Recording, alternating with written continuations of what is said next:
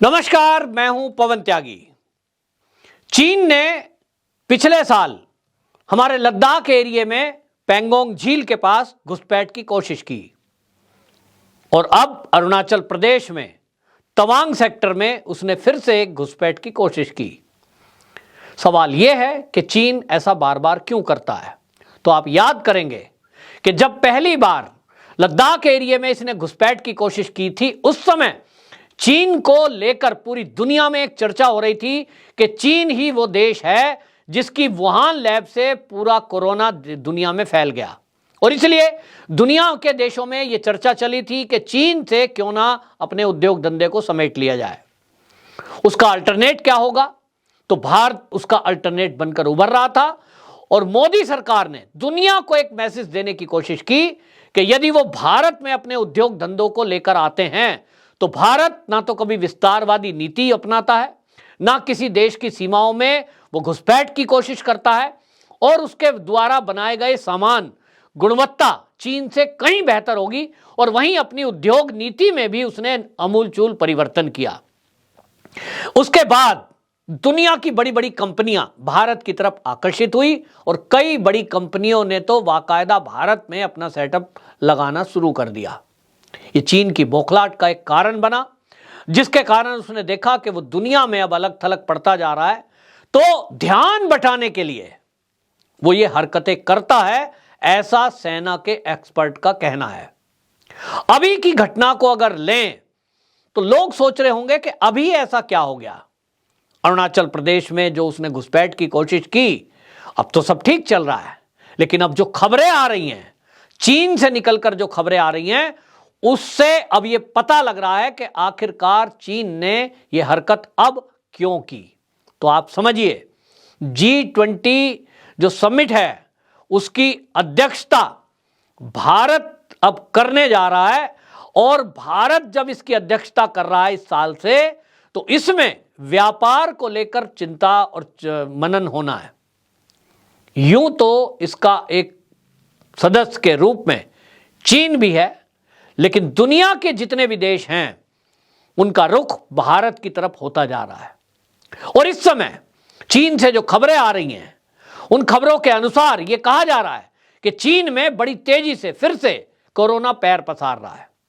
जहां भारत ने इस कोरोना वायरस का मुकाबला किया बड़ी मजबूती के साथ, और हमारे यहां आप देखते हैं कि जलवायु, हमारा खान पान और हमारी लोगों की इम्यूनिटी वो इस कदर की है कि हम लोगों ने, बहुत सारे लोगों ने तो योग, प्राणायाम और घर की चीजों को खाकर और देसी नुक्ते अपनाकर हमने इस बीमारी से लड़ने में अपने आप को सक्षम किया। वहीं भारत सरकार ने जो अपना वैक्सीन प्रोग्राम चलाया, उसकी तारीफ पूरी दुनिया में हो रही है। सब लोग कह रहे थे कि चीन से भी जैसी आबादी भारत की है और यहां लाखों नहीं तो करोड़ों मौत हो सकती हैं, लेकिन इन सब पर भारत सरकार ने जिस खूबी के साथ, जिस सफलता के साथ इसको कंट्रोल किया, उसकी दुनिया में तारीफ है। भारत के वैज्ञानिक, भारत के डॉक्टर और भारत की सरकार, मौजूदा मोदी सरकार की तारीफ पूरी दुनिया में इसी बात को लेकर है कि जिस तरह से कोरोना को भारत में कंट्रोल किया गया, चीन कहीं उसमें पिछड़ गया है। हालांकि चीन से जो खबरें आती हैं वो उसको फिल्टर करता है और सरकारी अखबार है, उसके अलावा कोई मीडिया वहां अलाउ नहीं है, जिसके कारण चीन अपनी खबरों को दबाने में कामयाब रहा। लेकिन अब चीन के अंदर जो आक्रोश फूट रहा है, जनता सड़कों पर आ गई है। बीजिंग समेत कई शहरों में प्रतिबंधों को लेकर प्रदर्शन हुए, जिसके कारण वो प्रतिबंध हटाए गए। और अब जो खबरें आ गई हैं वो खबर बहुत भयंकर है कि चीन फिर से एक बार इस कोरोना के भयंकर चपेट में है। और वहां उसका एक कारण यह भी है कि जो वैक्सीन प्रोग्राम है चीन का, वो पूरी तरह विफल रहा है। वहां जो वैक्सीनेशन प्रोग्राम हुआ उसमें 65 साल से ऊपर के बुजुर्गों को छोड़ दिया गया। उनकी वैक्सीन मात्र वहां 38% हुई, जबकि वो भारत में 100% के लगभग है। और भारत में तो 3-3 बार पहला डोज, दूसरा डोज और बूस्टर डोज ये लग चुके हैं और इसके कारण अपनी एक इम्यूनिटी लोगों के अंदर बूस्ट हो रही है। यहां दूसरी लहर आई, तीसरी लहर आई और तीसरी लहर में तो हमने देखा कि खांसी और जुकाम होकर लोगों को रह गया। यानी लड़ने की क्षमता इस कोरोना से, वायरस से लोगों के अंदर बिल्ट हो गई है, जिसके कारण ये बहुत ज्यादा असर नहीं कर पा रहा है। लेकिन चीन की रिपोर्ट अगर देखें तो वहां ये बताया जा रहा है कि अगले आने वाले 90 दिनों में, यानी 3 महीने में, वहां की 60% जो जनता है वो कोरोना की चपेट में होगी और मौतों का आंकड़ा वहां 10 लाख से भी अधिक हो सकता है। वो कहते हैं कि इसमें जो वहां इस समय कोरोना की स्थिति है, वहां शमशान पे वेटिंग की स्थिति 2000 तक पहुंच गई है। खबरों को दबाया जा रहा है ताकि चीन से लोग किनारा ना करें, लेकिन कुछ वीडियोस आ गई हैं और इसको लेकर के यहां अब एक्सपर्ट ये राय दे रहे हैं कि चीन से दूरी बनाने का समय है, वरना पहले की तरह चीन से अगर आयात निर्यात जारी रहेगा, प्रतिबंध सरकार नहीं लगाएगी समय रहते, तो फिर से ये रोग बढ़ सकते हैं।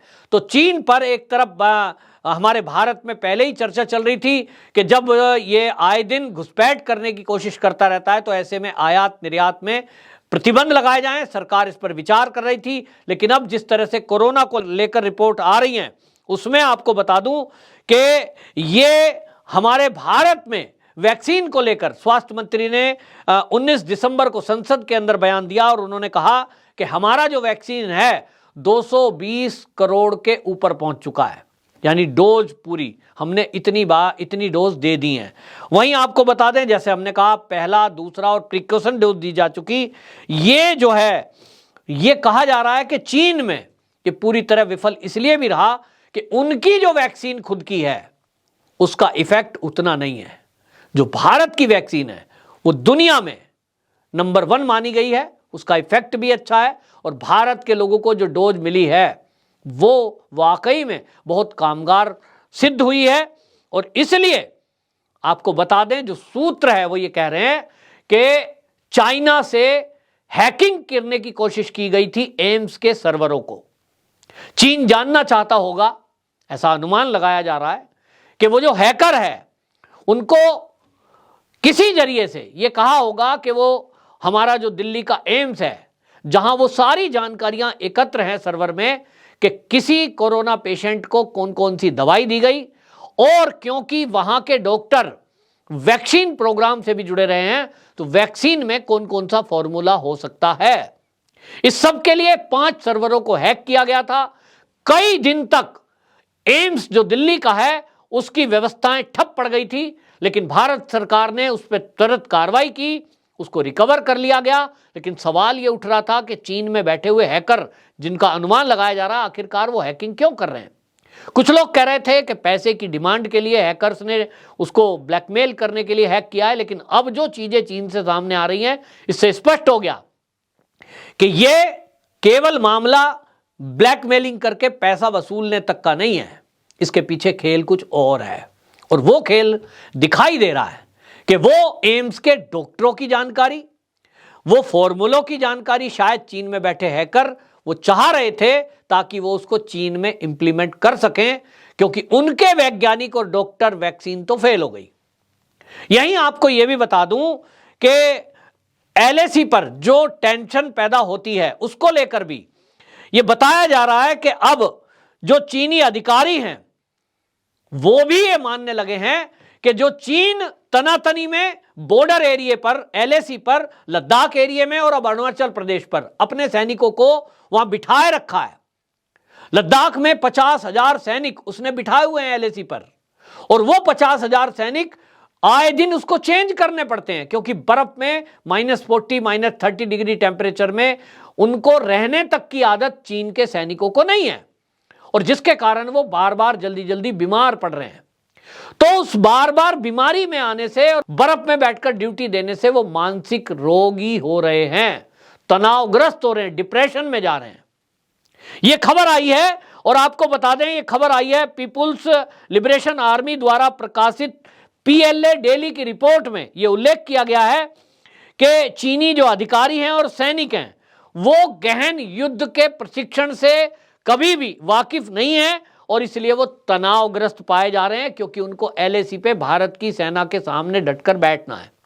जहां भारत में ऐसे बहुत सारे सैनिक हैं, और हमारे यहां तो रूटीन में ये चलता है कि जो सैनिक अभी इस साल राजस्थान के रेगिस्तान में 30, 35, 40 डिग्री टेम्परेचर में गर्मियों में ड्यूटी दे रहा है, उसको फिर लद्दाख में भी भेजा जाता है, और उसका एक पूरा प्रोसेस है।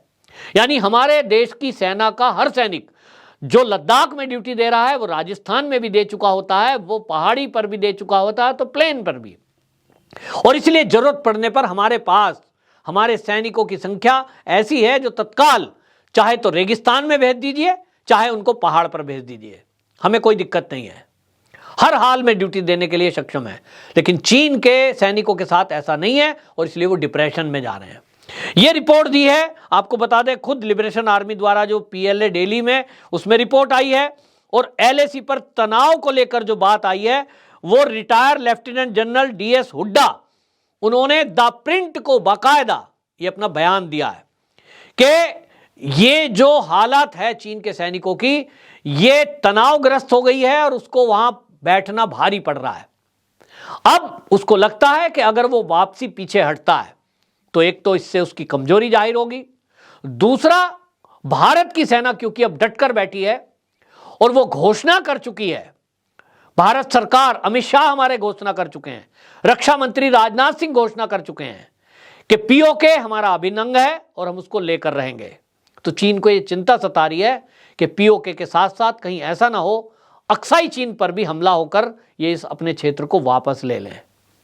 तो अब उससे कहते हैं कि ना उगलते बन रहा है ना निगलते बन रहा है।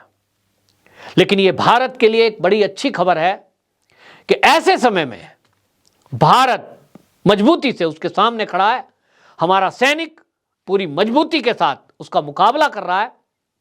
और अब चीन के जो हालात पैदा हो रहे हैं उसमें बस केवल शक्ति करने की आवश्यकता है कि दोबारा से वो मंजर ना होने पाए जो कोरोना का फर्स्ट फेज हमारे भारत में अब से लगभग 2 साल पहले आया था।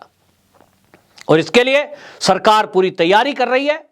लेकिन भारत में बैठे हुए कुछ चीन के भोंपू, मैं उनको कहूंगा, चीन के जो पिट्ठू हैं, वो बाज नहीं आ रहे हैं।